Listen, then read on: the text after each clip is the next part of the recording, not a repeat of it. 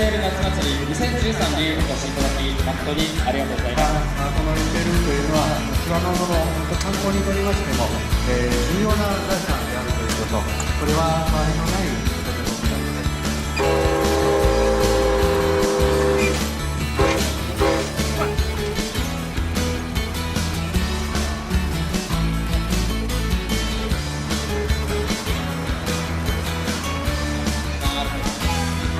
生演奏です。